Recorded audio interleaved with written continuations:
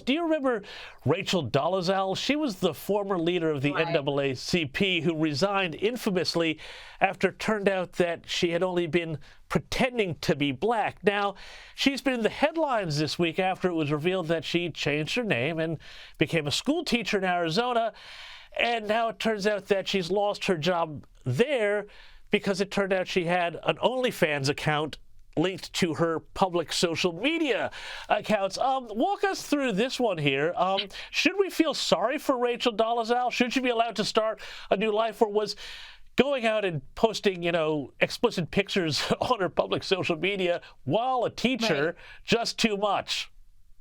Well, the thing is, this story is a big story because it's Rachel Dolezal, but it's actually a news story all the time when teachers get fired for OnlyFans. And I have to tell you, it happens a lot more than you would think and a lot more than I would want. It is clearly a problem. I think teachers making extra money on the side doing OnlyFans is going to continue to be an issue because parents just don't like their kids' teachers being exposed on the internet.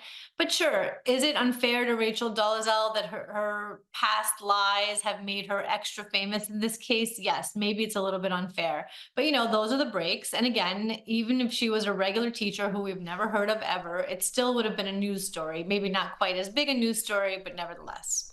Yeah, well, I think it's sort of that kind of bringing, the profession or the school or whatever into disrepute here issue. But I want to talk, too, about this other crazy thing, and I don't want to use the word insurrection, but it looks awfully like an insurrection to me.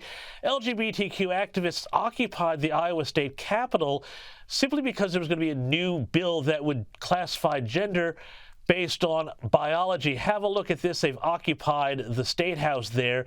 We're seeing this more and more, and yet it doesn't seem like there's a lot of pushback against these takeovers of the institutions of democracy when they come from the left.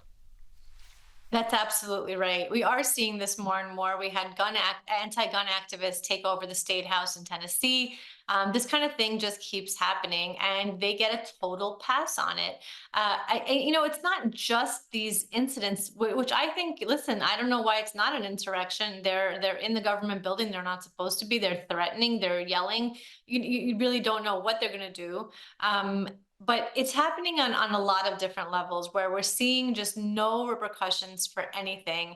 I think that's what's really scary right now in America is that we keep seeing kind of crazy things happening, like activists blocking traffic, activists destroying paintings, or getting into yesterday, there were activists in the Capitol building protesting climate change, and then they destroyed the case that a old document was inside the Capitol building. And none of this gets the kind of reaction that we would hope it should get. We would like to see these people arrested. We'd like to see them convicted. We'd like to send a message to other people that we don't live in this chaotic society where this kind of thing is okay.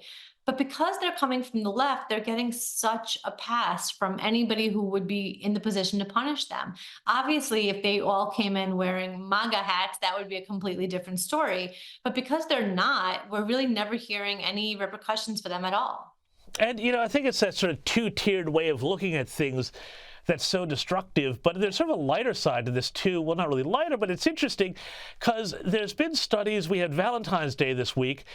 And apparently for Gen Z women, or Gen Z, a man who identifies as a MAGA Republican is apparently a huge red flag, with 76% of those Gen Z ladies admitting they would absolutely not go near a guy with those politics. Now, how is this going to wind up affecting this generation getting together, reproducing, when you've also got Gen Z men trending more conservative? What's your take on all of this? Well, the women are either going to have to adjust to people who don't share their politics, or they're going to be alone. And that's really the story here. I think people's politics change when they get together with people. I would say that my husband is a recovering liberal, believe it or not. When we got together, he was way to my left. And now I would say in some ways he's to my right. Things change. And the fact that these women can't see a future where they can be with somebody who doesn't share their politics is unfortunate for them. In that same story you link, Stephen Green tells a story of his Republican grandmother marrying his Democrat grandfather and politically converting him. So, ladies, you can change him.